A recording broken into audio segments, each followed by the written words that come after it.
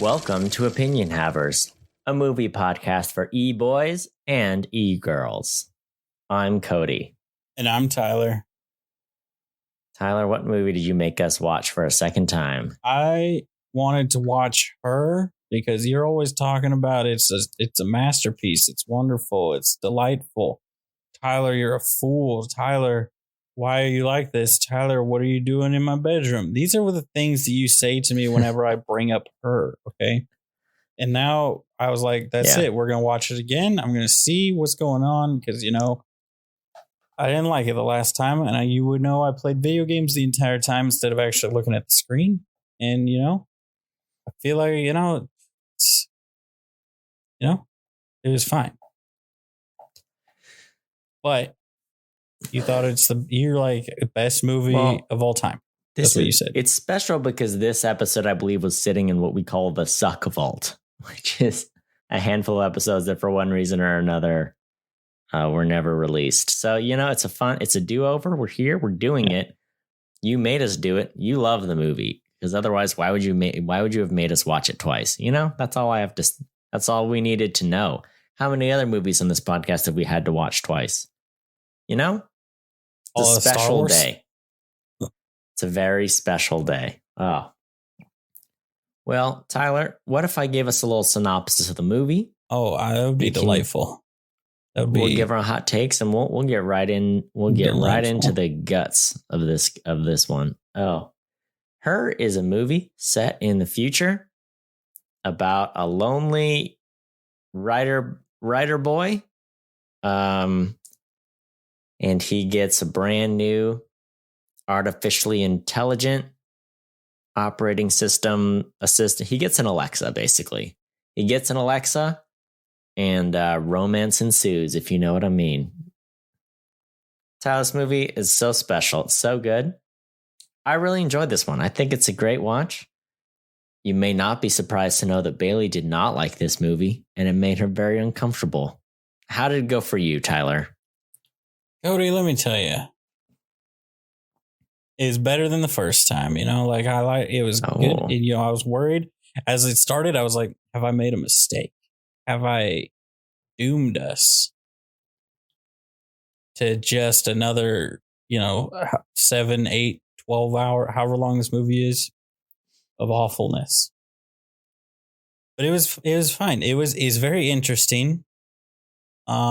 I'd have some different perspectives on it. I would definitely, since the first time we watched it, This is only the second time I've watched it. This is probably first time you've watched it, Cody? I know you watch movies so infrequently that it seems to tick the clock back. Because you're like, I love it. It's my favorite movie of all time. I've watched it 3 times. Right? Well, that's you. I watched this movie for this podcast 2 years ago. Yeah. And then I watched it for this podcast again this last week. Seen it twice. Twice. A movie that you say is amazing and everyone should watch. Yes. And it's the best movie ever made. Seen it twice. Yeah. This is who, all you movie snobs, this is who you're pinning your hopes and dreams to. This man. This one. The man that watches his favorite movies ever once. So can you trust? Ladies and gentlemen of the jury, I may be just a small town country lawyer, all right? But I contend that Cody doesn't know if that's his favorite movie. Whatever your favorite movie is, because you haven't seen it more than the first time you watched it. So maybe you were just having a good mood, Oh. You've exposed me. I don't know. I feel dirty. I feel gross. Tyler, I need you to get over here. I need a sponge bath. Get over here. Come on. Get in here. I'm so far. Sponge bath me. I get you with it. Oh, yeah. There it is. Right through the webcam. That's nice. Well, Tyler, is there anything else to say before we dive in? I stand by something I said in the original version that no one has ever heard, but that I think this movie is just the quality of the movie is not lost by not actually watching the movie. I think that makes it a perfect date movie to make out with someone while you're What are you trying to say? It's not romantic and won't draw you closer together and spark the. Are you trying to say you're not going to get lucky while watching this movie? You're crazy. I mean, I'll tell you, Bailey was like, yeah, we can't do anything tonight. I feel so gross. She could not handle anything from this movie. It was great. Yeah. Well, with all that said, so we get right into it, Tyler. Let's get into it. We got our. Do you want to go first? Do you want me to go first? Who's going first, Cody? Who's on first? What? What's on second? Who? Why is on? Well, Tyler, I don't know. Look, do you need me to give you the juice? I mean, so you can rebut. I have a couple of notes. I stopped taking notes, but I have thoughts about the movie. Okay, I have a lot more thoughts. Whereas a part of the reason the movie, I went into the suck vault, just to enlighten the peeps who are just joining us a couple minutes into this podcast, is it's the only one to my knowledge that is in there not for a technical reason. It's in there because I listened to it and I was like, this is bad. It sounds like I've been drugged and dragged there. It also recorded through a webcam, my webcam There's one mic. that's in there for a racial slur. So I would say there are two that are in there for non-technical reasons. That is a delightful one. That's the one that I had Pikachu going the whole time. I'm going to edit out the racial slur one of these days. Slur. All right. Oh, man. It wasn't an intentional one. It was inadvertent. It was inadvertent, but it still should probably be edited out. Oh man! Look, you talk about Bill Nye the Science Guy, and some racist stuff comes out. There's nothing we can do about that. True. Okay. Yeah. Well, Tyler, it sounds like you want to go first. It sounds like you're champing. I'll do it. I mean, you sound like you're half asleep, so I feel like you've absorbed all of my hatred for the film. So I'm sorry that you don't like the film, but Cody, hop in my public transit, my nondescript train under the earth, and let's travel to Spoiler Town, USA, aka Shanghai, China. Okay. AKA Los Angeles, California, or other cities. A vague future city. We're here. We're doing it. I'm going. Shut your face. All right. Let's talk about this. I forgot that I call him Dino Lord because he's in the Jurassic Park. He's in the Star Lord. All right. He's Chris Pratt. He's also Mario. So Mario, Dino Lord Mario. All right. Was the receptionist. Oh, he's a gem. He's a gem. He was my favorite part. I said before, I think he was the only redeeming part in our previous watch. And this time, he's still probably the best part of the whole movie because he's there. There's some parts, I'll get to him later, that I love from him. He also, not only is he fun and funny and amazing, but he also has my favorite moment in the entire movie comes from him. And it's not a funny moment, which will shock you, Cody. I've grown as a person is what I'm saying. All right. These future ladies, all right, are insane. Okay. Like they make these current time ladies look mildly the exact same because they're all so crazy. Let's talk about single ladies and how they're insane, Cody. Can we agree on that? They're crazy. And in the future, they just get weirder. She asks him, they have phone sex. They choke. She's like, choke me with they're having phone sex, which for those of you who don't know, you're just talking to each other, pretending. It's like you play and make believe as a child, but it's sex. So it's not a child activity. Okay. Let's make that clear. Okay. Mid thing, she says, choke me with the dead cat that's right there. And shout out to Joaquin. Okay. He yes ands it. All right. He gets in there. He's doing it. All right. He's thinking of others before himself. Okay. That's respect to this man. He's out there like, look, I'm going to take an L on this one so that you can get a hard W. All right. That's what he does. And I respect that man for it. Okay. The high pants in this, Cody, you're my fashion guru. I'm going to need a nod because your face is a real pixelated, blurry mess. I can't see what subtle motions. High pants, are they actually fashionable? Were they fashionable in 2013? Or is this Spike Jonze saying this is the future. They were fashionable. You go F yourself, everyone who got into these high pants. That looks terrible. All right. You look however bad you thought like grandpa looked with his high pants, you look 10 times worse. All right. You look like the guy that he's out at the carnival. He's there. The little ball hits him in the face and he like gets a funny face. It's like he's going to fight the carnival game, but it's a game where you punch it. So it's like the joke is he's going to punch it, which is what the game wants. But he's like, I'm going to fight you.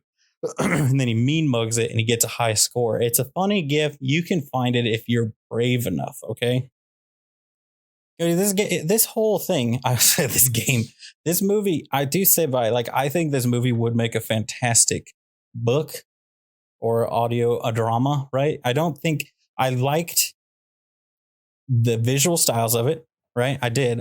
Before I didn't because, I didn't watch it. I played Minecraft and it was delightful. All right. I built a world. All right. You were out here watching a movie about a sad man that writes letters. I was out here building worlds. Okay. And this time, like a peon, I watched the screen. There was a moment where I was looking at my phone, scrolling through like some social media thing, and I was just like, I can't do this to Cody again. I have to watch the movie. And I put my phone down. It's the movie I've spent the most time looking at the screen, specifically because I didn't want you to be like, you didn't even watch the movie. But so they go through the thing. This man, he's just out here trying to find love, right? Can we agree on that? And we agree, Joaquin. We also agree that Joaquin Phoenix, not as good looking as people want him to be. Okay. It's like people are like, look, there he is. And it's like, look, man, Joaquin Phoenix is a good actor. He did a great job as the Joker. He's out here, he's doing stuff. He's doing it. He's not as hot as he thinks he is. And he's not as hot as everybody thinks he is. All right. Can we agree on that fact? This man is out here telling Olivia Munn, right? Is that who it was? Olivia Wilde. That he's not ready for a commitment. All right. I wanted to reach through the screen and smack this man. Okay. Like, what are you going to, what? I turned to my wife, and I said, I would never turn down Olivia Wilde. And she said, that's fair. That's fair. That's my wife. That's a married man telling his wife that fact. And she said, that's fair. All right. Because it is fair. We're talking about one of the most attractive people on the face of the earth. Okay. You don't turn that down. That being said, I would definitely turn it down. If she busted through the door, I'd be like, what are you doing here? And she, I would, let's be clear on that. Not gonna, we're not going down that road, Cody, but I would go down the road, but I wouldn't. Tyler, I'm going to, before you go down that road, I'm going to have to stop you right there. All right. I'm going to stop you in your tracks. And I've got some things to say. Number one, you can't say no to Olivia Wilde because you have to know. That's the closest you can get to Jason Sudeikis and Harry Styles through Olivia. By being close to Olivia Wilde, you'll know what it's like to be close to Jason Sudeikis and Harry Styles. Therefore, you have to say yes. It's the same reason you have to say yes to Jake Gyllenhaal or Taylor Swift. They made the rounds. Therefore, it's like those people become your step lovers. You know what I'm saying? That's why. All right. I have a question before you start, Cody. Before you start, I have a very important question for you. Yeah. Who's the guy with all the tattoos from SNL?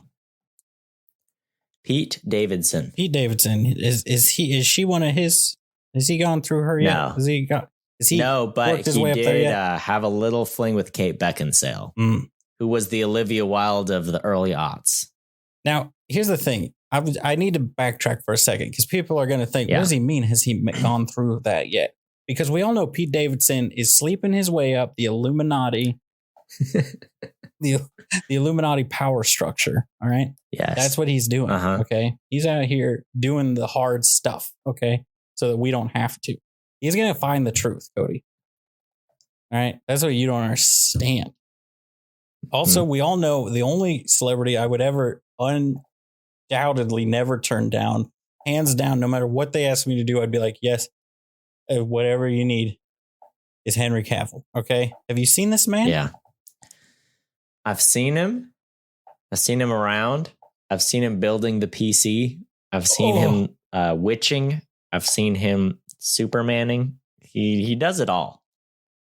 You seen that he's leaving for the third season of Witcher who are they replacing him with? But he's leaving Thor? for season 4. They just shot season 3. All right. But for season 4, he's going to be out, and they're replacing him with one of the B-list Hemsworths. Liam Hemsworth. Yeah. You know, the guy who auditioned for Thor, and then his brother went. If you're Liam Hemsworth, you audition for Thor, and then Chris Hemsworth walks in. Are you just like, what the F, bro? Like, just let me have this one. You know what I mean? Yeah. Yeah. Well, you know, it's not the way the world works. It's the brother's job to go in and ruin the dreams of his brother. You know what I'm saying? Yeah. I get what you. Are brothers for? You're yeah, I saw something. There's a petition going around to fire the showrunners of The Witcher because someone was saying it was like their decision to move off of Cavill, or there's some creative differences. Anyway, everyone's like, "Hey, get rid of the showrunners. We want Henry still." Yeah, well, that's fair. It's because they're like, "No, we have to move forward." Oh, what? You're Superman? No, that whatever. You're fired. Can't be Superman and The Witcher. It's like, I think, you know. It's like those people are like, I am the show. And then it's like, cool, you've been recast and nobody noticed. Right. You know? No one watches the show to see your name pop up in the credits. They watch it to see the Cavill. Yeah. The cavalcade. I'll find that petition. I'll sign it. I'll hire some Chinese bots. We'll get about 1 billion signatures on it. Are you ready? Are you ready to go? You ready for me? I'm going to mute this mic, start this timer. I'm so ready. All right, I'm going. You can't stop me. I'm so glad you commented on the dead cat because I completely forgot about that dead cat. And there's nothing like holding the hand of the one you love while someone's having a sexting conversation about a dead cat. It was great. You know, it was there. And I forgot about it. We all got to experience it together. And, you know, isn't that the way of the internet? You know, it's like, all right, we're both on the same page, right? And then someone's like, nope. I'm whipping out the dead cat and I'm bringing it into the scenario. You know, it's great. That's what's great about the internet. The whole dead cats of it. Yes, about the high pants. You're right. They weren't in style. They went with the retro future, which I think is a fun way to do it. You know, I thought the costumes were great because, you know, the problem is you do a future costume. They're like, what does everyone wear in the future? I don't know.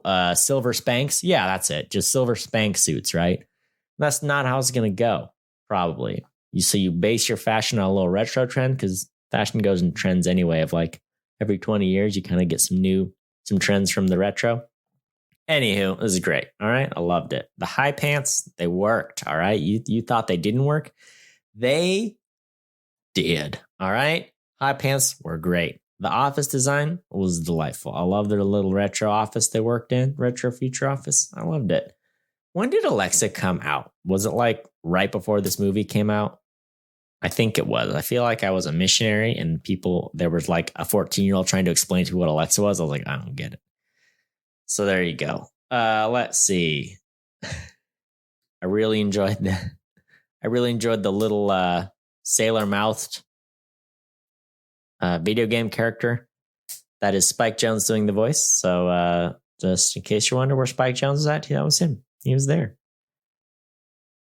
Joaquin Phoenix and Maya, what's her name? Mara Rooney. That's it. They're together. They have a child together. Did they meet on the set of this movie? They must have, right? They must have met on this movie. All right. Because they play exes in this movie. So I was like, oh, look at that. Full circle, you know? I think you maybe talked about this last time we saw the movie, but I'd noticed it earlier this time. He keeps a little safety pin in his pocket because that's where he keeps his little computer so the camera can see, so she can see. It was so cute, you know? Loved it. I was like, is it weird? Yes. But is it cute now that I see how thoughtful he is? Absolutely. I'm on board for it. Okay.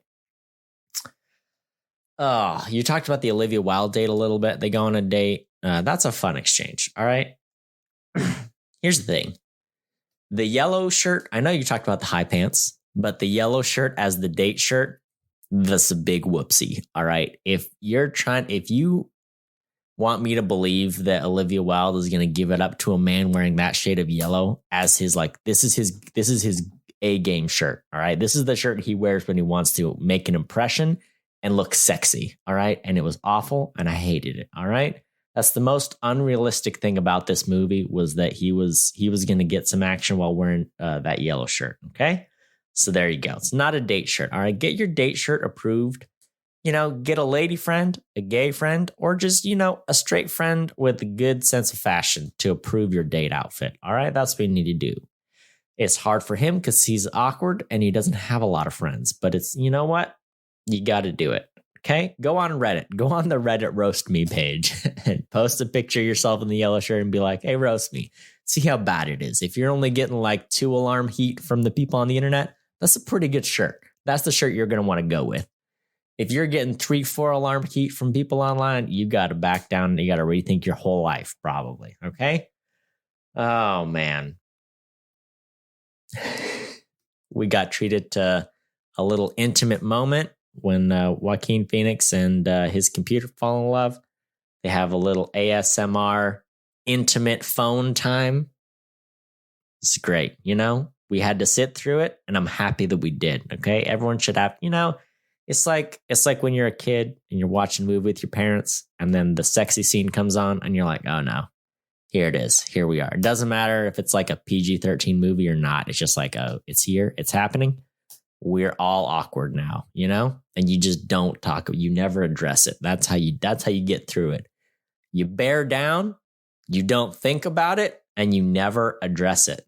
Okay. I don't think I ever got the sex talk. I don't know about you. I'm about 95% sure I never got it. Okay. I learned what I need to know from the playground, from the streets. Okay. That's where I got all my knowledge. That's all you need to know. All right. Cody, I'm going to need to cut you off before you incriminate yourself here. All right. I just, I'm from the streets. Okay. From the cul-de-sac. You're trying to tell me what I'm talking about? Your parents didn't hand you a biology textbook and say, go ahead and just read this. It's got everything you need to know. And it had no relevant information in it. You trying to tell me that you didn't get that? No, I didn't get that. No. Yeah. Cody, did you see any of the images my mom's? Your what's that? What? No. Hold on. Copy of Copy of Grey's Anatomy. Oh. The book, not the show. Okay. I was like, oh, I don't even know what to look up. It's great. It's a good time. What were you asking me? Did you see I was sending you some messages while you were going for you to reference. Oh, you want me to look at these?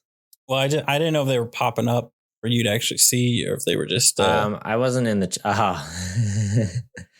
all the Henry Cavill goodness. There's Superman. There's The Witcher. There's Witcher in Bath. And what is that? Man from U.N.C.L.E.? I don't know. I think it's just him at a photo shoot. He's dressed up. Just looked at him. Dressed up nice. He's dressed up nice.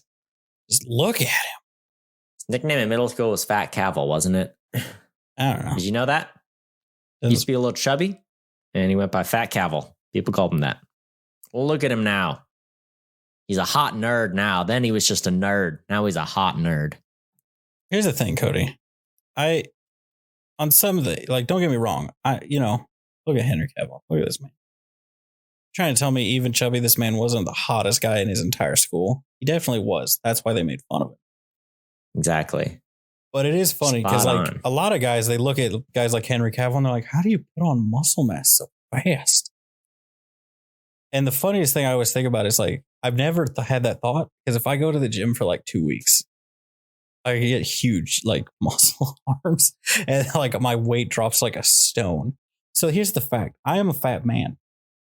And I just want to make it clear to everybody. I am so fat not because I actively choose to be fat or because I actively or I don't know how to become skinny. It's because I just am too lazy to do the poor things. I talk to people that struggle with their weight, probably Henry Cavill when he was younger, that are I've tried everything. And then they find a thing that works and they're like, it's a game changer. And it's knowing that it's there's such minimal effort it would take for me to drop my weight and become buff. And I'm just yeah, I don't want to do that. I don't know. It's every morning I get up, I'm I'm going to go work out. And then I just don't, Cody. Yeah. I'm allergic to so many things and I just eat them, that's the person you've chosen to do a podcast with. Okay. You know, I gave you a hard time for being a psychopath. I just want to make sure everybody that thinks, oh, maybe we'll pin our hopes on Tyler is probably not a better option here. All right. Oh man. Like the only thing that made me finally start eating healthy was my wife being like, you probably want to not die before our kids are out of college.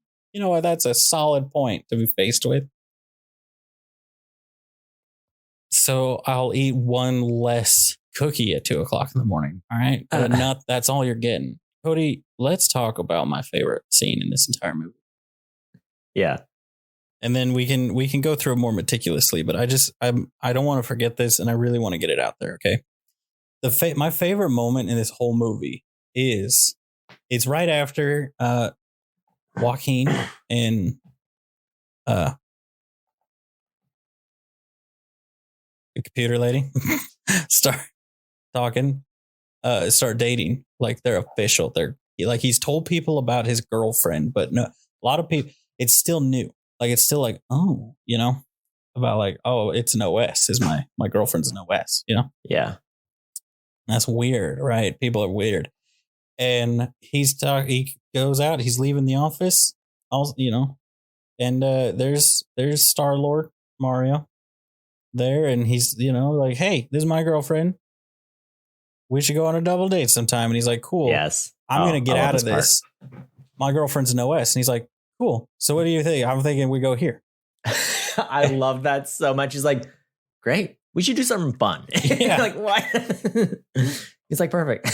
Because here's why I liked it so much, because it is so indicative of, like, I feel so much of the movie is focused around him getting in his own way and being so worried about, like, just being like, oh, I don't want to, kind of having that attitude that, you know, a lot of people get where they're like, I don't want to put in the effort. And then you realize there's no effort to put in. Yeah. But they're like, I don't want to put in the effort to do it. And then the second you like try at all, it's like, oh, took zero effort at all. Like, this was literally all I had to do was say hi to one person, and now I'm super popular and now everything's going great, you know? And it's like, that's where he's like, oh, well, this is going to be weird. So I was like, oh, I'll get out of this. And then he, you know, had a great time on the date and everything went great, you know, and nothing ever bad happened. And that's the end of the movie, and we can just move on. Right. Mm-hmm. Yeah.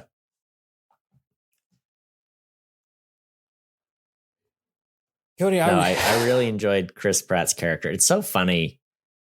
He's been in so many things, but there are like so many things that happened before he became like Mr. Dinosaur Lord, you know, like you said.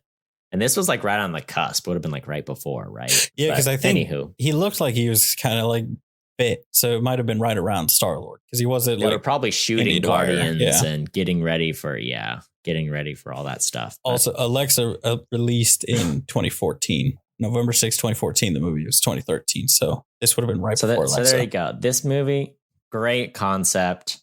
And it's so like right on the cutting edge of like, hey, like this is about to drop. I think maybe Siri had come out. Maybe that was it. Like Siri was like just starting to get useful.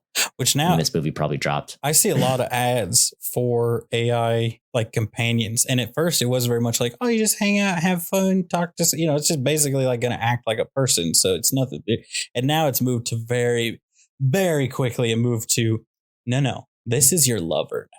And I'm like, this is an ad on like a reputable platform for a service that people pay for. If you took all my like YouTube and Instagram data, it would take like 30 seconds for an AI to be like, I know exactly what like content to drop to make him laugh. Like I could have like a little buddy that's like, hey, you want to see a funny meme?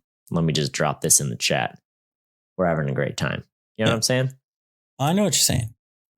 It is interesting. And it would take about 4 days for us to become lovers. You know what I'm saying? Yeah, it's happening. You know, that's the thing. Through the power of memes alone. Oh, the memes. The memes are the way to a man's heart, really, you know? Oh, yeah. But yeah, no, I think this is a great movie. I love the future setting of it. I think it's great. You've got. Oh, sorry. Go ahead. No. Tell me. Well, no, I was just kind of summarizing. Like, I love that it kind of drops you in this world. He's kind of lonely. He has this. interesting job where he like writes these really intimate letters for other people, but it's like as a service, right? Which I think is a great future job when you think about it. You're like, oh, this is actually like a really kind of a good idea and very much be something we would do as like technology gets more and more advanced. It's like, no, get a little personal touch and this dude will write your letters. Anywho, so that was great. And then he gets his AI and they're like buddy. And then there's like this kind of awkward tension. And it's like, oh, but I kind of have feelings for you. And it's like, oh, I got feelings for you. But it's like, I don't know. I love good dialogue in a movie. I love a good sci-fi concept. I love a good movie about a relationship that falls apart. And let me tell you, this movie is all three of those. And I think that's why it's right up my alley. It's very intelligent, very well written. It's a cool idea. And so for me, that takes me all the way through like the whole 2 hours. Bailey was like, this movie felt so long. And, you know, she could barely get through it. But for me, I was like, I like every conversation. I like every scene. I think this is a good one, you know? Yeah. So when the first time we watched it, I would have agreed. I would have been like, man, this thing felt like it was 6 hours. This time it really did feel like it's such a, like it felt short almost like it, like not, it felt shorter than I thought it was going to be based on like how I remembered it. I think is a better way of putting it. But like you said, like I liked the way the world was designed and set up before. Is it Sam? Sam is Samantha is the AI, right? Yeah. Was introduced where, like you said, it's his job is very interesting. It really kind of helps to drive home him as a person because it is like, it's far enough in the future. I like also all the design too is very, it could be in the future for the next 20 years, probably. Because I don't know if you noticed this. They never show any cars or anything. It's always just public transit. And it's always, it's like, it's in a city. It's set in LA, but they filmed a lot of the skyline stuff in Shanghai, I think. I was wondering about that. I was like, this movie can't have a crazy budget, but they made this really realistic looking giant city. Like, how did they do this? Like, I've been to LA, you know, it's like, this looks like it could be LA as it expands over like 50 years, you know? And it was such a smart thing. Like, no, we just took another big city that's like a little bit more populated, like bigger, you know, further along in some ways. Yeah. Well, I know like Shanghai is, you know, like LA is so spread out and Shanghai is like it's kind of like Austin or New York. They're shoved up against the ocean. They can't expand in the same way. So it's, you know, it's gone up instead of out. Whereas LA is like, you go that way and then you go 50 miles that way and you're still in LA or something, you know, like crazy spread out and sprawling. That is actually one of my notes. Well, I have a couple notes, but one of them is like, man, can you imagine LA with public transit? Like, that's like the true sci-fi achievement of this movie was imagining a world where people use transit to get around LA instead of just driving everywhere through traffic, you know? Oh, yeah. I mean, that would change the game, really, right? Yeah. And it just, I don't know. I think I realized part of the reason you don't like this movie as much as me is because you're not a California boy like me. This movie's got LA. It's got LA fantasy, LA with public transit, and it's got a beach nap. Oh, Tyler, I don't know if you've experienced the joys of a beach nap, but it is by far the greatest nap in the world. Let me tell you. And to watch someone else beach nap in the movie I'm enjoying, I'm like, this is so cathartic. This is like the best. I feel like I'm back home napping on the beach. You ever had a beach nap, Tyler? Probably not. I've had the sunburn nap. Allowed. Napping in public is like kind of a no-no, right? It's not really allowed. You're like, you're kind of allowed to do it in the airport, but also you're going to miss your flight anyway. So it's like stressful. At the beach nap, you got nothing going on. It's warm. There's a breeze. It's sunny. And it's just for whatever reason, it's totally chill to nap at the beach. And you get woke up by some seagulls or someone walking by, but then you're able to drift right back into sleep. Tyler, beach nap, it's the best. There's no better nap. You always sleep the right amount of time. You never wake up groggy from a beach nap. You get up and you're like, ooh, I'm going to eat a hot dog. And there's no better way to wake up from a nap and be like, I got nap, I got snacks, you know, you're good to go.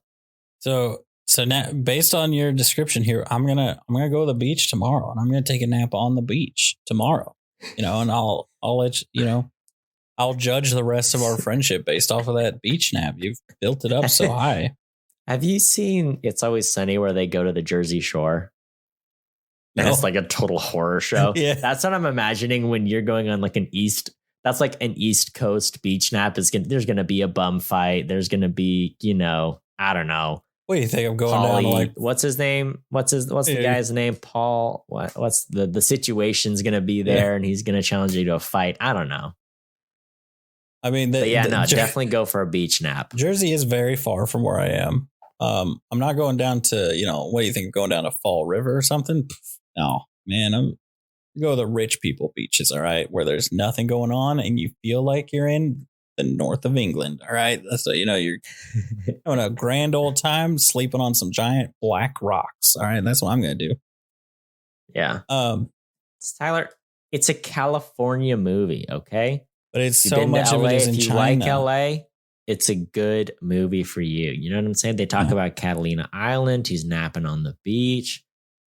I think it endears you to the movie. Have you even been to Catalina Island? I have been I've been there. I've seen it. All right. I don't know, man. Like, I walked along its buffalo encrusted shores. All right. Oh yeah, because I got the buffalo. It's an island off the coast of LA with bison. Just a bunch of bison running around for no reason other than they shot a movie there. And so they brought bison there for the movie, and then they never took the bison away, and now they live there. It's their home. Yeah, and that's where they have the Catalina wine mixer. All right. Yeah. Yeah. Okay. I was great. Staring at you till you acknowledge that, that was part of it. All right, Cody. I mean, you're acting like I hated this movie. We're not talking about. When did we first watch it? You said like 2 years ago, which is not true. We didn't watch it 2 years ago. Because I don't know if you know this, Cody. We watched it when I was still in Idaho, and neither of us were married, which is more than 2 years ago. No, yeah, it's been a minute. That was a whole pandemic ago, plus some. Yeah, you're acting like it was last weekend. Because I honestly think one thing that I'm in such a different place in my life. Like I was kind of more, at the time we first watched it, I was very much more, like the partying college kid, even though I wasn't in college. But now, married with a career and all that, it's like a different stage in life. And I felt like I could relate to a lot of the struggles. And like if I imagined it, like I was able to understand a lot more of his emotions going through, like being someone who's like, oh, you didn't want to go through, you got left in a divorce. And it's like, I was able to sit there and think, oh, I don't know what I would do. Like I would probably end up a lot like him, like go to work, go home, like have a half unpacked apartment that's, big and nice because you can afford it, but also like, who cares? So you've still got half your stuff just spilling out of boxes in a corner of a living room, Yeah. And like not caring about life for the most part. Like I was like, obviously that's not how I am. That'll be after Tiffany finally decides that she's through with me, tosses me to the curb, That's like 8 months down the road. We got plenty of time until that happens. And then I'll hate the movie again because it'll be too real at that point. Yeah. But like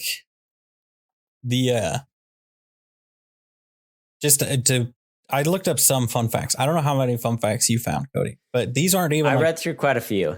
I didn't even like dig through the fun facts. These were ones that I can't remember what I was looking up, but they were just like organically came up on my phone because I was like looking up actors or something that were in the movie.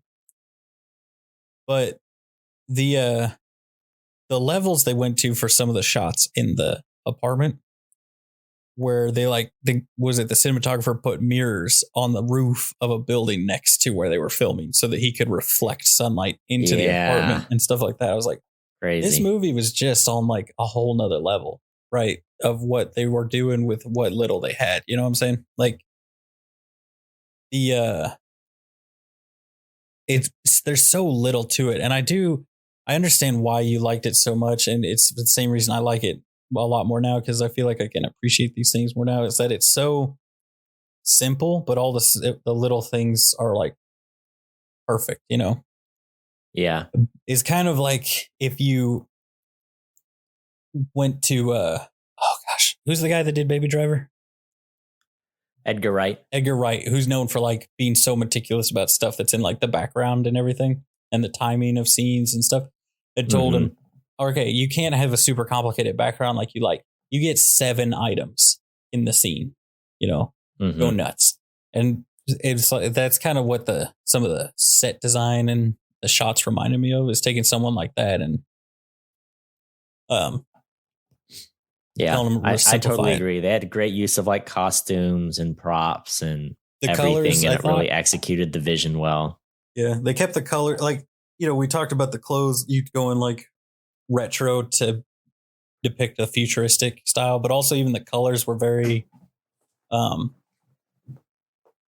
you know, like it seemed like they were, I think there was one of the fun facts where they tried really hard to go with stuff that didn't seem super futury or super modern. It was very like, let's just kind of go with stuff that is always going to be like fine to see. Like if you bought furniture of this, and it's even easier, I feel like, if you're doing like office buildings and like super bare apartments, right, where it's, yeah, you know, it's easier to get kind of timeless stuff there.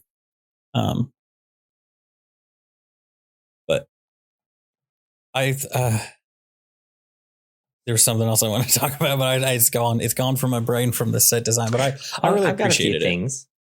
Yeah, well, I'm glad you did. I mean, they did a great job. The production design of it and the cinematography was really impressive. You talked a little about the high pants, and you know, Joaquin Phoenix's high pants, they're a little much, but it works, you know, because he's an awkward guy. But then when Chris Pratt shows up in high pants in like one of the later scenes, it was like, hold up, dude, you're on a whole other level of high pants. Like, hold on. Was it when he's just there? When he just appears in his office? I think so, yeah. It's like, oh no. And he's just there. He's like staring at him. He's like, that's really beautiful, man. It's like, my gosh. Yeah. Oh man. Like he's just the creepy secretary, but that's another thing. I like him being the weird secretary guy, but it's approached even then in like I felt like all the characters felt very realistic, like real people, because definitely it's like nobody in the office is Dwight Schrute, but it's totally reasonable that you'd work with someone like, I don't even know the character's name in the movie, but like someone like Chris Pratt's character, where it's like, oh yeah, he's a little weird sometimes, but he's cool and you like him. Well, even like Amy Adams and her husband, their relationship, I feel like, is very realistic, where like he's a little awkward, but he's definitely a good dude, you know, but they're not always on the same page. You're like, oh man. And they do end up getting divorced, which is interesting. But yeah, all the characters are like, they feel very grounded in reality. I liked a lot of, I don't know, I appreciate seeing kind of the cycle of the relationships in the movie, because you see Amy Adams' relationship mess up. You see Chris Pratt going from being like a lonely dude to like, oh, he's got a girlfriend now, and that's going really well. And Joaquin Phoenix, you see he's lonely in the beginning, then you realize he's divorced, and then throughout the movie they pepper in like more and more details about like what the relationship looked like a little bit here and there. And then he has lunch with his ex. He goes on a first date with someone, but then he falls in love with his OS. But then that kind of relationship also runs its whole course throughout the movie. So it's just so interesting to see all those different things. So I feel like there's like lots of little nuggets of truth about like what it means to be in a relationship. And I really liked this one line about, I think it might have been Joaquin Phoenix, but he talks about, I think he's talking to Samantha about like his relationship fell apart or like how complicated marriage can be. And he's just like, well, you know, like, you're growing, or maybe it's Amy Adams, I forget, but like, you know, you're growing and you're changing, and how do you change without scaring the other person in the relationship? Because it's like, right, like I'm going to change over my lifetime, but how do I make sure I'm not changing in a way that like is a problem for our relationship, you know, and we're changing together. And, you know, just, I thought that was a really interesting point to bring up. And that's like what ends up being the end of Samantha and Joaquin Phoenix's relationship, is like she changes at such a rapid pace because she is like a piece of very advanced technology. And she like, her and the other OSs eventually like leave. They're like, no, we're going to go do our own thing now. Cause like we realize this isn't right for us to be here doing this, and we're too far gone, from working with the people. So I don't know. I really liked all those ideas, and I thought it was like an interesting, just some interesting morals you can take from all those relationships. Yeah, I remember the other it's a cinematography thing, right? That was the other thing I did, where I really liked how the style of the cinematography and the lighting followed the current the status of his relationship, right? Where it's very like kind of drab and like it's very long drawn out shots, a lot of just like normal shots too, where it was like, oh, we're just kind of following him doing stuff, no filters, just normal. And then when he's happy and in a relationship, it's all like got the like cloudy dream filter on and everything's super bright and it skips through things real fast and time jumps around. Yeah. And then something bad happens and it comes back. So everything slams to a crawl again. And it's like, all right, now we're going to do the next like couple days where you're going to feel the couple days. Yeah. No, that's a great point. I think it's interesting too, because like they kind of had their dates together and he goes from like being in his apartment all the time to like now he's out with other people and he's not doing things with other people, but he is like out where other people are, and he's like out in public and doing things and you see all the people around him, but he's like just connecting with Samantha. It's kind of interesting. Yeah. Which is funny because it's like you think yourself, oh, well, that's weird because he's like, he's not talking, he's not out with people, but at the same time, it's something it explores with it where it's like, well, she is a sentient AI that he's talking to. And if he was out with a person doing the exact same thing, he wouldn't be talking to any of those random people around. Yeah. So like, there just isn't really a difference there. And I think one of the cool things they do explore is like that starting out is very like, oh, he's like almost embarrassed and like doesn't want to tell anybody to. By the end of the movie, it's like, oh, well, tons of people have relationships with OSs, So I found myself towards the end. I was like, how long is this supposed to take? Because I thought when I first watched it that it was only took place over like maybe a few months, but I was like, the movie's so vague that it could have been years that the movie goes through, because it never like the only real change of seasons you see is when they go up into the mountains. But it's and it's LA, so they're also like aren't really seasons. Yeah. So like in theory, that could have been like an anniversary or something for them, that he was like, let's go do this trip. He like went on he said he was going on a trip, and so he like took a vacation, went somewhere. So. Yeah. What do you think we've all been here. You're out here, you're in love with an artificial intelligence, so you got to get a surrogate. And it's always so awkward with the surrogate. Am I right? I thought it was interesting because in Blade Runner 2049, there's like a similar scene with the surrogate. Which is that? This one. Yeah. I want to talk about that later, but you finish your thing. No, I just surrogates. Am I right? That's my note. Oh. Just like, it gets so, whenever you get a third in there, it gets so, and like two of you have a body and one of you don't, it just, Yeah. There's a lot of dynamics happening.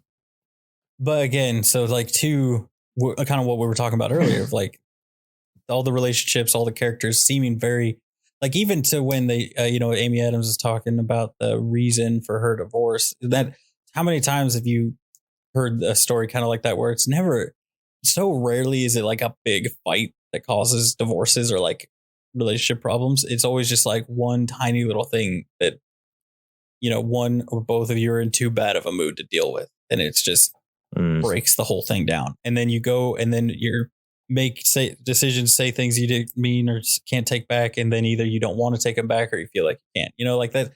It's like that shows the whole thing. And then like their whole, the whole recovery from that. But I will say this. I know you're thinking, oh my gosh, Tyler loved this movie. And I like the movie. It's a great movie. But I will say this, and I'll die on this hill, and I think you'll agree with me. This movie took 2 hours to do a worse version of the same thing Blade Runner did in 15 minutes. Which is make me believe that this sad little man was in love with an AI, make me care about their relationship, and like be like invested in it. Mm. So I will say, I think this one obviously is much more believable. Like, do I think that in the future, when there's AIs, people are dating AIs, that there will be people that want it, like thruples will be a thing? I was like, yeah, I think the fact that this is weird is the weird part. I would think this would be a way more normal thing. Like, I feel like even with Gen Z coming up behind us, they're doing the thruple thing way more than we ever would have thought of doing. Yeah, I was just thinking the same thing because, like, when I was a kid, it was a big deal to be gay, to come out, and whatever. Now with Gen Z, it's like, if you're not gay, you're the weird one. You know what I'm saying? It's like, you better watch out. You better be at least a little curious. You better have something different going on. If you're just straight, you're out of the game. You know what I'm saying? Yeah. You gotta have you gotta be polyamorous. You gotta be bi-curious. There gotta be something else going on, or you're not cool. And so you're right. In 50 years, I mean, come on, we're gonna be way past all that. Thrupple's going to be the least of your concern. Yeah. I mean, that's really all it is. And it's like, I mean, I feel like that would be so common, even to her, like having her little meltdown when he's like, no, it's weird. Her lip quivered, which is just him. He always makes an excuse for everything, which I like that that's his thing too, because you can see like he's just somewhat, he like nitpicks a lot, and he feels weird. But it's like, I think it goes back to even his why defense mechanism. Yeah. And it's like why his marriage fell apart is she kind of misunderstood that nitpick. And he acknowledges that. I like that. That's a beautiful scene when he has a conversation with Samantha where he's like, that's the whole reason. He's like, I would act weird because something was bothering me and I would tell her everything's fine. And then I would act weird and it would drove her insane. And that's what drove her away.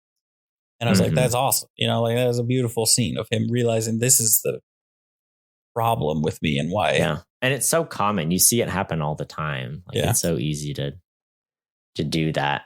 I feel like that happens in relationships all the time. I don't know about you. I don't know how many times this has happened to you, but if something's bothering you, like I've made an effort, not because of the movie, but like right after I got married, I noticed that I did that a lot. Where something would be bothering me, Tiffany would ask why and what was bothering me, and I would say nothing's bothering me, fine. But then I would be like grumpy or in a bad mood or like be acting kind of distant. And so like very quickly I was like, I don't want her to feel like she's the problem. So I try to be real honest with her if something's stressing me out at work or if it's like nothing's bothering me, I'm just thinking about, something else, I'm zoning out thinking about that. It's nothing you're doing, and try to always be clear. And then even if it's something she's doing, I recommend it to anybody. It's always better to say what's bothering you than to be like nothing and then go back to being bothered. Yeah. Yeah, absolutely. Well, we have a similar thing, but it's just, you can read me like a book. I kind of wear a lot on my face. And so Bailey will notice like I'm acting different or I look stressed or I feel weird or I'm acting weird. And it's funny because like most of the time, she clocks that before I realize what's bothering me. So even that causes problems. She's like, all right, what's going on? I'm like, I don't know. And then like in 10 minutes, we're like, okay, I think I figured it out. This and this and this happened. And that put me in a weird mood. So let's fix that, But it is just, no, you're right. It's the best to be candid and think about it and be like, hold on. All right. If someone else is noticing it, I'm sure there's something behind it. What's going on with my mood? What tipped me off or what's going on? Yeah. It's a good tip. Yeah. I did kind of feel like I was like, oh, this would be like if you were real closed off and had this same kind of defense mechanism. Like, just because I could see it slowly drive Bailey insane if you acted like that, Like Tiffany, I feel like would brush it off and be like, whatever, and just start doing the same thing back to me. But Bailey would slowly lose her mind. I think it would probably end with her killing you in your sleep, though. I don't think you're getting out of it that way. You're not taking the easy way out like he did. But I can only hope. I keep telling Tiffany, if she's gonna kill me, just let me know so we can make it look like an accident, so she gets the life insurance. Exactly. All right. But like, I like that. I thought it was, interesting that was believable, which I didn't at the time. But again, now my brother-in-law happens to be in a very strange relationship. About my brother-in-law he is with someone who is married, and they're a happy little throuple, but it's not really the throuple because him and the spouse aren't like any kind of involved, you know. So it's just a little triangle there, you know, little TP, you know. Yeah, and so it's like now a lot more believable that someone just would want to like just be involved in like someone else's relationship or something, you know, where I'm like, oh, I can see, like, I've seen people make this work in real life. So I can see this being a thing that people want to do. And, you know, her being like, I'll always love you guys. When we first watched it, I was like, whatever, you're just a prostitute, you know, like in Blade Runner. And now I'm like, oh, well, I mean, I think it's very different, but I stand by the fact that like this movie's so grounded in reality. It's so good. Or like the dialogue, I feel like there's not any wasted words in the dialogue, which I know that's your biggest thing, right? With the movies, right? You like the good dialogue. You like the good story with that nice, sweet, nasty dialogue. But did you not care more about the AI Blade Runner thing, you know, like with them? Was it not more sad, you know, their relationship and how it ended, and more adorable? Like, right?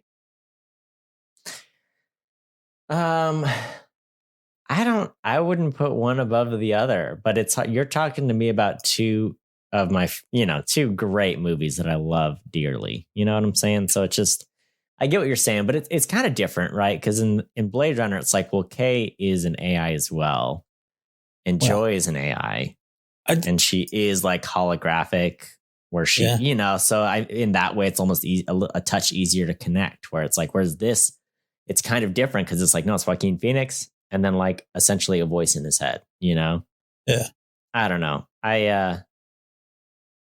It's so hard.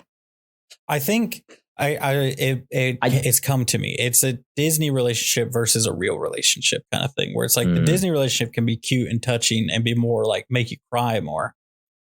But it's not real. You know, it's not realistic, and it's a lot of pieces it's more missing. Pure. And in Blade Runner, it's more pure. Like Kay is just this hero, you know, and he is. And he's a man of few words, and Joy is lovely. Whereas this, it's like Joaquin Phoenix is not the best dude, and I empathize with him, and he's very flawed. And Samantha is great, but you know, you see the bad parts of Joaquin as well. Whereas like Kay's just a good dude. He's out here. The K stands for cop, and he's out here just being a good cop, taking in the bad robots, you know? Yeah. Is that fair to say? I kind of like, well, it's different too if you're just going to talk about the surrogate scene, because in Blade Runner 2049, it literally is, no, this person's a sex worker. Yeah, it's prostitute. Being paid to help us out. Whereas in this movie, it's like, no, like this is a lady from the message boards that Samantha found, fostered a relationship with. And that lady was like, no, I would love to, you know, help you guys out. Since she doesn't have a body, I'd love to be a part of this, you know, like, yeah, it's the same idea executed very differently. Yeah, where nuance. It's like one, because I think it goes along with the themes of both of them, right? Where this one is all about like what makes a relationship or love or any of that real. I feel like is kind of the main theme that her kind of goes down. What is it? How do you build it? How do you foster it? How do you destroy it? You know, kind of like it's like because it shows all that, you know. And then whereas like you know, taking Disney to a real relationship thing where you say like, yeah, even though it is a prostitute, it is much more of a pure like. She's like, oh, I just want to be with. I want to be with you and be in that way. And I've figured it out. You know. Yeah. Versus it being like, hey, there's this like a dating app, basically, like, you know, Tinder for AI couples. Yeah, for sure. So, I do want to give a shout out. Can we just talk about how like underrated Amy Adams is? Amy Adams is out here doing the hard work. All right. I'm not just talking about this movie. I think she plays a great character in this movie. She always does a good job, but she's played some great roles, and she just has never gotten the Academy Award win, you know? And I think it's criminal. She's so good. Every time I see her, I'm like, she's a great actress. She's nailing it every time. I And think she her just problem is she's never too got cute. the right role. Mm, She's not hot enough, and she's too cute. yeah. And she's small, and sometimes she gets a little pudgy, and I think that's what works against her. She's adorable Mm. and squishy, and we love her. And that's why they'll never take her seriously. You know what I'm saying? Yeah. I hear that. Look, it's a fine line, you know? It's a fine line in Hollywood. That's a fair point. I've got to ask you something. All right. And it takes an eagle eye to notice. So maybe you didn't see it because I didn't even notice it until Bailey pointed it out. Amy Adams, Joaquin Phoenix. I think it's when they're having one of their heart to hearts, like in her, I think it's in her apartment probably. There's just like for 1.5 seconds, a lady in the doorway. What? In the background of her apartment. And it is the sketchiest thing. Bailey clocked it right away and was like, who was that? Did you notice it? I absolutely did not. Dude. What? Dude. And I went through all the trivia hoping someone would be like, oh, it's an Easter egg from this, or oh, it's a total goof, but they had to leave it in. I found nothing. And if you don't find it, I'm convinced that my house is haunted. And it was just a ghost in my house or something. So I need you to see if you can. I think I even Googled it too, and I was like, nothing came up. So yeah, I have a lot of questions. Yeah. For sure. That's weird. I will say, if you just Google Lady in Doorway in her movie, it's a lot of horror things, and I'm scared now. Yeah. So, you know, there's that. But now it's just showing me pictures of, like, I feel like I would need to pull up the movie, which I only rented it. Yeah. I thought about buying it. You'd have to pull it up but I and was go like, frame by frame through it. I should have like screenshotted it or something. But What it's fools there. we've It's been. towards the end, closer to the end of the movie, definitely in the last half. But it's when her and Amy Adams are talking, and there's just like a lady there, and it's like, obviously this isn't her roommate. It's an old woman. You know, it's like a much older woman. I'm like it is. So many questions. So I mean, you know, if anyone, I can out here answer the clocked question you just- undeniably for you if you would like me to. Is it a ghost? I mean, it's 1000% just like some PA that's like, no, I'm out of the shot. I'm good. You know, and then the editor But they saw took it so and then much went care like, with every other image that why would that have snuck it? Whatever. well, I mean, I didn't notice it in the movie, and then it may be something like, you know, Spike Jonze being like, oh yeah, no, I'm like, it's mysterious. That's Samantha. That's really Samantha. Yeah, that's what I was saying. But in reality, it's just like, oh no, yeah, that's Betty. She came in like she was doing costumes, and she thought she got out of frame. She had to patch someone's pants. Yeah, she thought that that doorway wasn't lit, but it's lit. It's way more lit than we thought it was. Oh man, I was thinking Bailey was just uncomfortable because of Joaquin Phoenix's character, who is a goob for sure. But you know, I was thinking about, we talked about how like Joaquin isn't like, he's not like a hot man. He's like almost handsome, but he actually isn't, you know? Yeah. But he's a great actor. Anywho, here's the thing. I was thinking about it. This movie wouldn't work if he wasn't gooby. Like if you threw Henry Cavill in, because I asked Bailey this, I was like, okay, if it was like some hot guy, pick any Chris, whatever Hollywood Chris you want, put him in the main role. Does this movie still work? I would say no. I would say it isn't believable. I mean, you'd have to like wardrobe him hard to be like, no, look, he's just, but you know, I just think it wouldn't work. I think you'd still be like, no, there's a hot guy under those glasses. Like, I'm not an idiot. Why is he so awkward? You know, like he's hot. So I think he kind of has to be just that level of awkward to be like, yeah, well, he's this like lonely, gooby dude, like who does the sex chat rooms and, you know, is all over the place and falls in love with the computer, you know? Yeah. So I think it's required. Yeah. To be believable. It is also like Joaquin Phoenix. He's one of those guys, right? Where if he dresses right and does his hair up nice and shaves his mustache right and all that, you know, then, you know, he's hot, but he's like right on the line where it's like, oh, you're below average. He's like maybe 1% above average, which is so easy to bring him down, which I think is good because it also allows him to look dumpier and look creepier and weird, like more like a perv. Which is like those are the roles he loves anyway. So Well, I just That saw it works throughout the great. movie, and then like as he gets Yeah. happier, have him be like his hair's actually like it's yeah. kind of styled. His clothes A are little more nicer, kempt. so he looks better. Yeah. And then him go up and down. I also like how if you look, him and Chris Pratt have like they've got the same mustache and the same hair, and they wear Mhm. very similar clothes. And I feel like it does kind of show you where Chris he just gives off that like, oh, you little scamp, you know. Chris Pratt comes off as a Yeah. scamp, and like and like the one that's like, look, I look up to Joaquin, and then you're like, don't look up to Mhm. Joaquin Phoenix. You shouldn't probably Yeah. be hanging out around him. Right.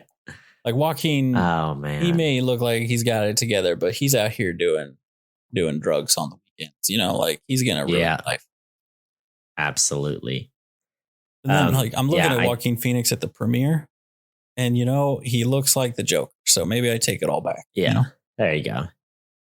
Yeah, Bailey, she had to put on clothes. She was so uncomfortable at one point. I mean, I think it's because one of the sexy scenes, but she was like, yeah, no, I've got to put on more clothes. Thank you. This is not okay.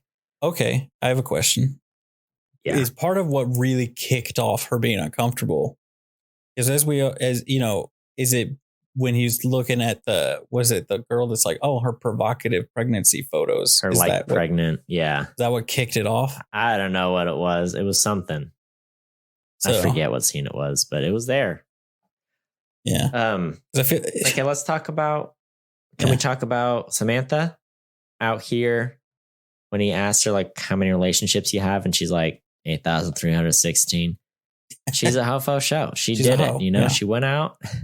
641 other lovers. She's naughty. All right.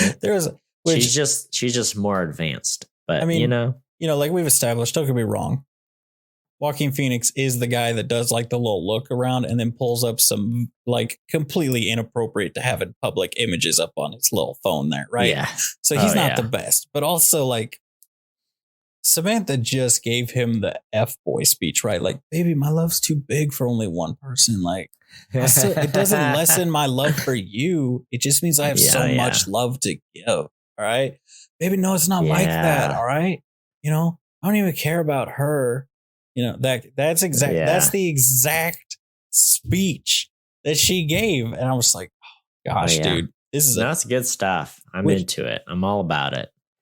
One thing I liked about right before that, when she was gone, right, is it does show one, like, because I feel like up to that point, what did seem very much like, oh, well, Samantha's just this sweet, innocent little AI, you know, and he's just out here being his skeezy self sometimes, you know.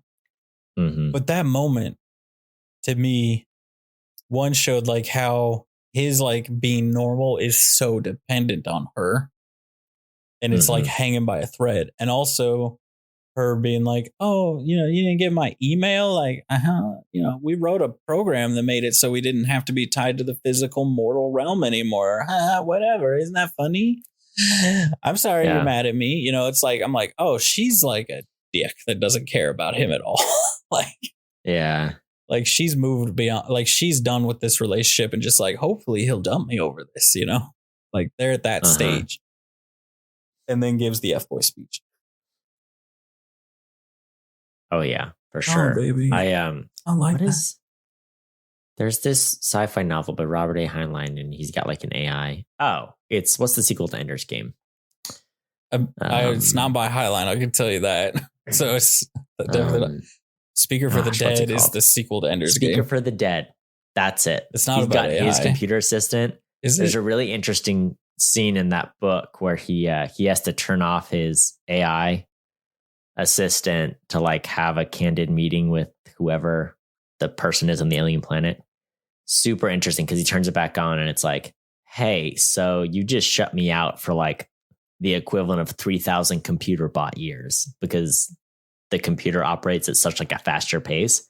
Yeah. So it's like we're having a dialogue in super slow motion for me that I'm always in with you, and then you shut me off.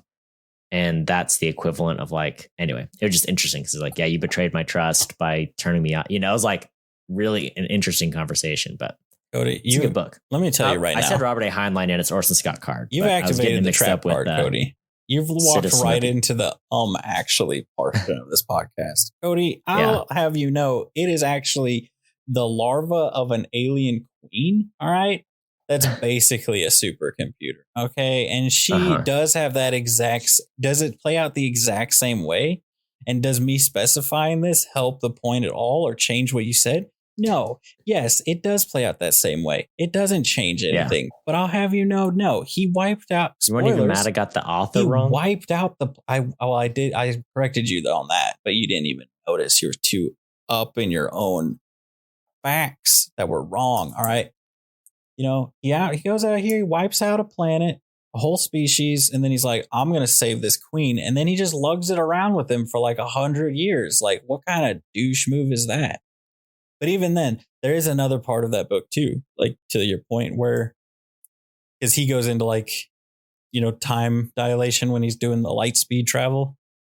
Yeah. And she says to him, you know, to add to your point though, where it's like, yeah, no, I've experienced every single second of all this time and you're doing nothing. So maybe let's pick up the pace, you know, like, yeah, basically you kind of like to your point saying like, hey, time works differently for me and you're being kind of rude to me right now. And you're not thinking about my feelings, you know? Yeah, for sure. Yeah. So I think it's interesting. So the movie wraps up pretty quickly after that, but like all the OSs leave and Joaquin Phoenix goes back and has a little moment with Amy Adams.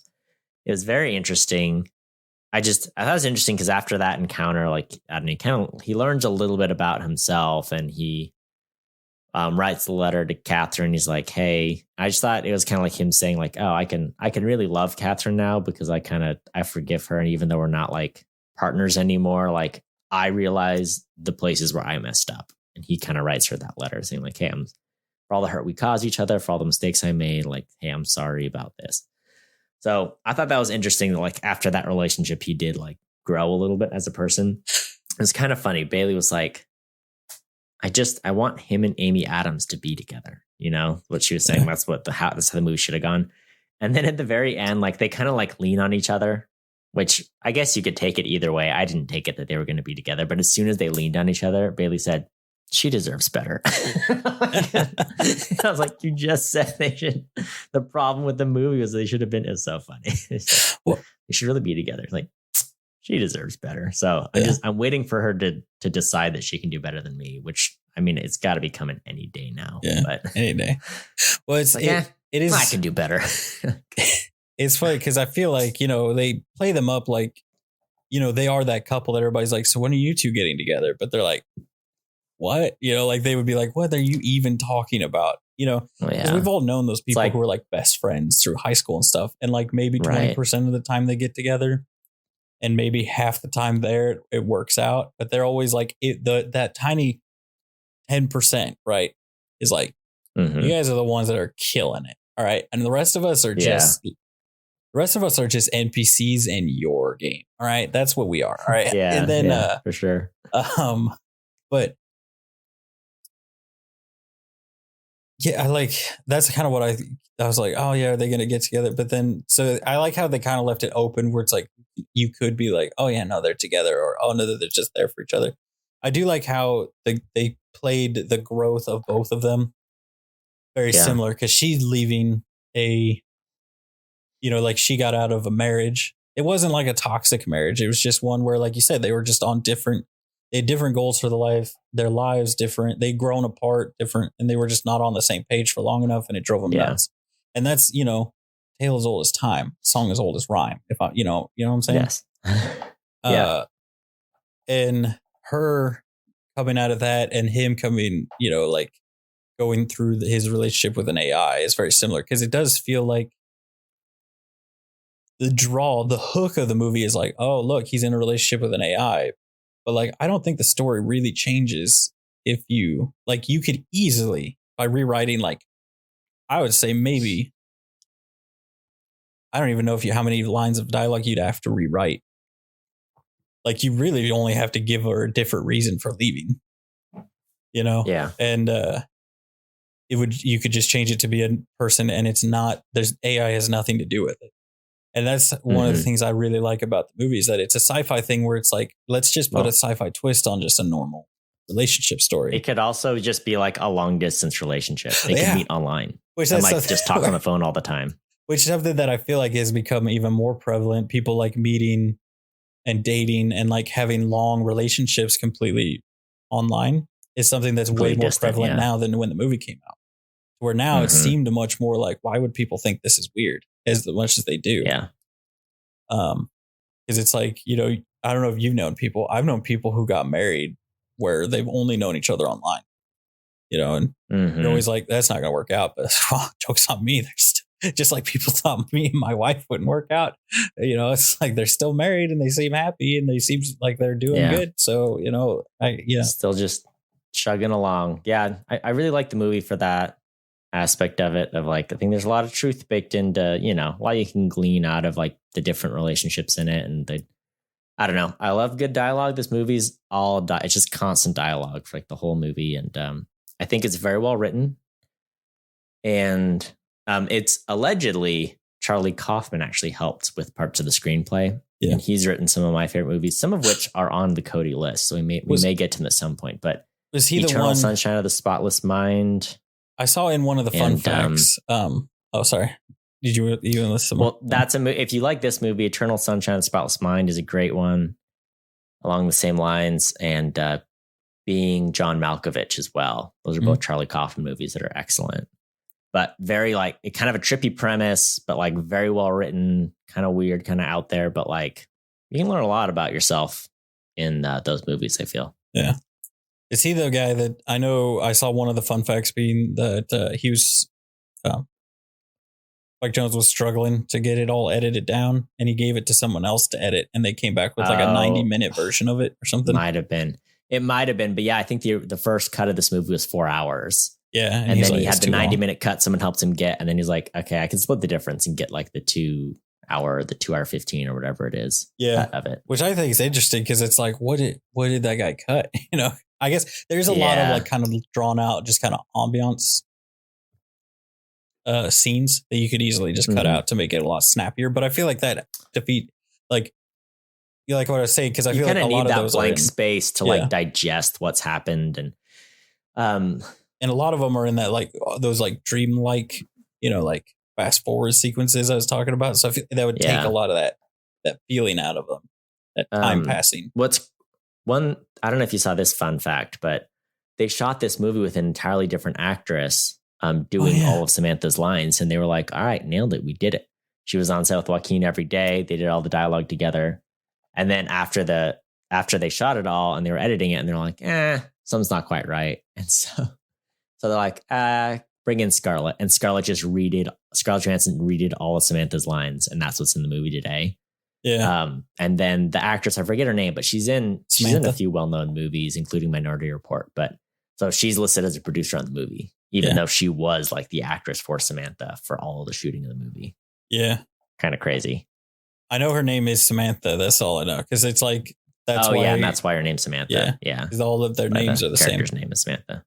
So I guess, which they were like, oh yeah, everybody's got the same first name. You know, everybody's got the same first name. And then you've got like, Chris's name is Paul, and Catherine's, the actress who plays Catherine, is Rooney Mara. And it's like, well, it's not Rooney true, Mara, Spike, what you just said. So like, I don't know what to tell you, that what you said is not true. Kristen Wiig is Sexy Kitten, just so you know. I was gonna bring that up to you. So that's a fun fact.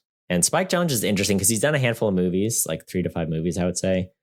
But he's done a lot of TV and stuff. And mainly, he got started as a music video guy. He's done music videos for like Weezer and some other like very well-known bands. So kind of surprising. But yeah, he's like he's done like music videos or like extended music videos for Apple and stuff like that.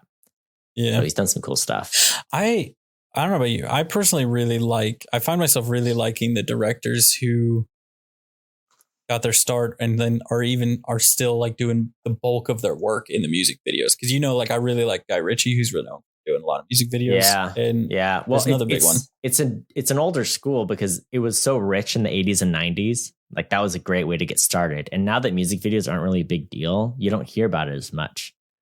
But David Fincher, he was a music video guy as well. Yeah. That's what he started doing. And that's what got him into feature films. Yeah, which I feel like the budget for those music videos is so high, but the time is so short that it teaches you to, like, it's almost like they learn to be much more careful with their shots and not like, And like, it's about getting a concept and delivering it in a short amount of time and like being really concise with that and everything. Yeah. I mean, this guy did start with a 4-hour cut of the movie. And then I just want to know what the 90-minute cut looked like.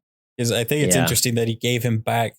Because in the one that I read, it was like, he was like, here, take it. And then the guy went off with it, edited it down and came back. Like they didn't sit there next to each other. And then he was like, okay, cool. So then he was able to just kind of add. And then it made it sound like he took that and then just kind of added back in probably those like kind of silent, like dead space, to make you feel. I think there were probably, the 4-hour version probably had a lot more, some additional ups and downs to the relationship, maybe more like heady ideas. And so I can imagine that's what helped him understand like, oh, right, that's the stuff that isn't needed. So maybe I can fill in the places that are here. But or even like, I don't know, it's all speculation. Even if it didn't get like super heady, just being like, all right, maybe we don't need to see their relationship go up and down like 7 times. Maybe like we don't need 2 more audio based sex scenes. Maybe 2.5 is enough. Yeah. I like to think that Samantha was introduced at hour 2 in that 4-hour cut. And it's just him being sad for 2 hours. I think I mentioned Spike Jonze did the audio for the little video game character, the foul mouth little video game character. Yeah. And I guess he loved that character so much he would like give direction with that voice. He would just go around all day on set, kind of like Tyler Perry would do with Medea. Yeah. And he'd just be like, all right, I'm talking to people today. And it's kind of funny. Oh. So I hope I've redeemed myself in your eyes by liking this movie this time around. I can appreciate that you sat down and sat through it. Look, it's not, Cody movies are not for the faint of heart always, and so the fact that you sat through it, that means a lot. And I sure didn't mind revisiting it one bit. And it's a good one. Bailey didn't like it. And you know what? That's okay too, Yeah. I mean, he is skeezy. Can't please everyone. Tiffany thought it was interesting. Like she was able to just kind of enjoy the interesting nature of it. I don't think she thought it was touching or anything, like a sweet relationship story. I honestly expected Bailey to like the kind of sweet moments, but there isn't a kiss. So I guess I see why that would be an issue. Yeah, she couldn't get, the sex scenes were too much for her. Because they're not like romantic sex scenes. They're like very... It's very, well, the one is literally just a booty call, Yeah. I mean, even the ones with him and Samantha are very like... It's very passionate, but not very romantic, Yeah, and that's kind of funny about his character too. Is like that's his whole thing. Like he writes letters for a living. That like he doesn't really mean that stuff, but he, so like he can talk a little game, like he can. Yeah, but it's not necessarily like love. I don't know. But I don't mind when a movie does that because it's just like I don't know. People out here are awkward. They're weird. Everyone has needs. Some people are freaky. They get their freak on. And sometimes it's okay to be confronted with that reality. I don't mind it one bit, Yeah. Yeah. I thought it was the awkward dude with the mustache. He needs love too. Yeah. He needs to be touched. All right. He needs intimate moments. And we got to sit there and be there for it, Yeah. I mean, altogether, I thought it was a fantastically done movie, versus it's quite a feat. I mean, whether or not like you love the movie, like it's quite an impressive movie. You're like, oh, this is a pretty smart movie. It's shot beautifully. Like the actors were awesome in this movie. Like every actor did a great job with their part. So, I mean, at a minimum, I think you got to give it up for those aspects, whether or not you liked it. So with that said, what grade would you give it? Well, as we all know, before I gave it an F, even though we didn't officially rate it because there was never like an official podcast on it, right? Yeah. Let me ask you this. Do you have your spreadsheet with all the grades pulled up on it? I'm pulling it up right now. Let me get in front of the microphone. Yeah, I'm working on it. Tell me. And I've got it up. Tell me what were the grades for Blade Runner? Oh, man. All right. I want to be sure. Did we review Blade Runner? Blade Runner 2049? Yeah. Yeah. Didn't we? Did we not? Have we not done that? Bruh, I don't think we've done it. I don't think it's in the sheet. Oh my gosh. What? Yeah, and I'm trying to find her, and I don't know if that's in the sheet either. Well, we never released the podcast, so that makes sense. But I thought I would have still had it in the. So we do have our grades on her. So if you want to know what you originally rated her, I can tell you. Oh, what did I give it? Well, do you want to grade it, or do you want to know what you graded? Well, tell me what I originally gave it, because I know there's only two. Your original grade was a D. Oh, a D. Okay. Oh, that's higher than I thought I gave it. And I gave it an A. So now, having revisited it, what would you say? Well, I stand by what I said, like our last time, where I think it's a very well written movie. I think it's a great movie. I just didn't like it last time. And the big difference is this time I liked it a lot more. I felt like I could relate to a lot of relationship struggles, even though some of them, I'm happy to say a lot of them I haven't dealt with, but I was able much more to put myself in the shoes of being in those situations. So I felt like I appreciated it a lot more. I think it's a solid A movie, which I think even back then, if I was like a movie critic reviewing it for like, oh, will people like this? I probably would have reviewed it higher, but I was like, I didn't like watching it last time. Whereas this time around, I liked it. I don't regret not buying it.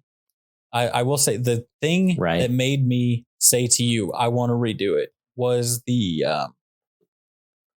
steelbook being released for it. And it's a fantastic looking steelbook, which I'm not going to purchase, but it is very pretty. I encourage people, if you like steelbooks, check it out. You'll want it. All right. You'll want it. It's very pretty. And then the more I thought about the story and the more I watched like clips or something of it, or they would pop up or whenever I was looking at the steelbooks, I was like, you know what? I bet I'm going to like this movie. And so I think it's an A. I'll agree with you. I'll agree with past Cody. Well, future Cody. He's sticking with the A as well. I think it's a solid A. It's missing a je ne sais quoi to give it the A plus, but I think it's a solid A. It's a great movie. Like you said, I don't think this is like a highly rewatchable. You got to see it over and over again, but I was happy to watch it a second time a few years down the road. And you know what? In 4 or 5 years, I would revisit it again. Yeah. It's a good one. And I would recommend people check it out if you're at all interested. And if you can, hold the hand of your loved one as they uncomfortably listen to some intimate moments, even better. Yeah. Yeah. I mean, yeah. It does get weird. It's Joaquin Phoenix. What are you going to do? But, it's the first one, the Dead Cat one's played for comedy, Yeah. It's very, I mean, it's also like, I was like, what the heck? These future ladies are crazy. But I was like, his face. I mean his face when she's like, "Oh, that was great. Okay, bye." Yeah, his face is like, it's great. Yeah, just him being like, "Oh," he looks like he's been through. But I mean, like, even that was like, you dated as an adult. You know what it's like. It's rough out here. It's like, things like can take a turn. People, you know what? You think you're on the same page, and then all of a sudden it's like, oh no, we have gone down a road that I do not want to be on. We are in the same wagon, and I didn't know we were turning down this road. Yeah, but you're in it. You're in it for the long haul, and you're just, next thing you know, you're choking a lady with a dead cat on the nightstand. All right. Yeah, and there you go. Yeah. It's okay. You got to give a little to get a little. Yeah. I think that's the moral of the story. Yeah. I have one more thought here. Yeah. Hit me with it. Just, as we're closing out here, Cody, on a scale of 1 to 10, be honest with me. Yeah. How certain were you, even the second time watching it, maybe, that when he went and knocked on her door at the end of the movie, Amy Adams' door, knock, knock, knock, do you want to come with me? And they went up to the roof. You thought, they're about to jump off this roof and kill themselves. Like, what the heck? Oh, man. I was like, how dare you do this to me, Spike Jonze? You know what you did. You know what you're doing. Right? I mean, look, I'm not there with you, but I can see it. I'm here in my mind's eye. Are you trying to tell me even the first watch, you did not for 1 second? You were good. No way. because he writes this like in the middle of heartfelt his letter. personal growth journey. He's like, oh, it's like, oh, you finally something and ready. I'm a better person and I'm sorry. That's like if you filmed me writing a letter to like someone, be like, I'm sorry for all the wrong I've done you. I just hope that you can learn to forgive me. I'll always love you. You put it on the stack of letters and then jump off the balcony. That's like what you expect me to do next, And so he writes that letter, goes up to the other girl. They're both crying. It's sad. It's there. They both lost the only person they've ever really cared about, who wasn't even a person. What you're describing is the 90-minute cut. I think that was the 90-minute cut of the movie. And he was like, okay, well, now I know what to do. Now that this lunatic has given me the double suicide ending. Like, I think I can write my way into a better version. Yeah, I firmly believe that the original ending of the movie is them and like all the other people in relationships with AIs killing themselves. And then he's like, maybe we shouldn't do that. And I was like, yeah, your girlfriend leaving you doesn't make you kill yourself, dude. Unless you're I don't think he came across as that deeply sick of a person. But no, it's like, but it's just like the fact that they go up there and then they're like walk up to the edge of the roof. And I'm just like, even this time, I'm like, I don't think they jump off the roof. And I was like, looking around, like, so are they about to jump off this roof? Did I forget that they off themselves at the end of this thing? They don't. Spoilers. They survive. It's a great movie. It was nominated. It won Best Original Screenplay, the Academy Awards. It was nominated for Best Picture. Nominated for Best Achievement in Music for the score and Best Original Song. Spike Jonze wrote the song. It's one of the songs that like Samantha allegedly writes, Yeah.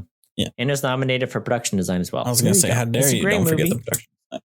Definitely check it out. It won the AFI Movie of the Year. And everyone knows the AFI is like the cool one. Like Academy Awards, it's all business, you know what I'm saying? It's all out here and it's about how much money you spend and, all that. And AFI, they're just doing it for the love of it. You know what I'm saying? What's the AFI?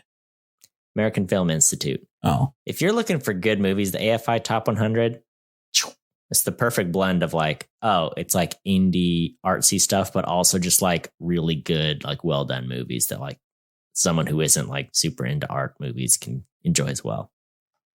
You're talking about AFI. What about the American Comedy Award, where it got nominated for all the comedy things?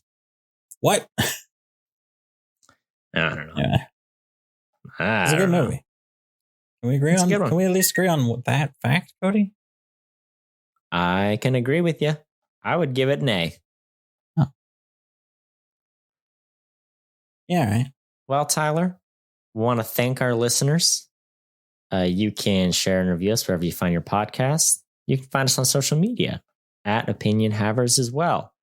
You can yell at us there and tell us how wrong we are. All right? Until next time, I want you to watch movies. And have opinions. To really close the loop, I want to read our description of the previous time we recorded this episode. Are you ready? I'm ready. Cody's favorite film of all time that stars Scarlett Johansson as future Siri and Joaquin Phoenix as himself in a cardigan. Boy, oh boy, did Tyler check out for this one. He is defeated. He may have been on the floor the whole time. Listen and sympathize, or don't. Tyler really brought out his inner drama queen. Did I write that? I was going to say, I think I wrote that one. I was going to say, I couldn't tell. We have officially become one. Well, it's funny because like the first half, I'm like, oh, that's all Tyler. But then by the end, I was like, that sounds like me. So there we go. I feel like you called me out. We've completed the mind meld. Yeah, we're here. We're together. We could champion what's it called? What's the big old mecha bot called? Oh, Pacific Rim. Pacific Rim? What's that called? Jaeger. We could be Jägermeisters together.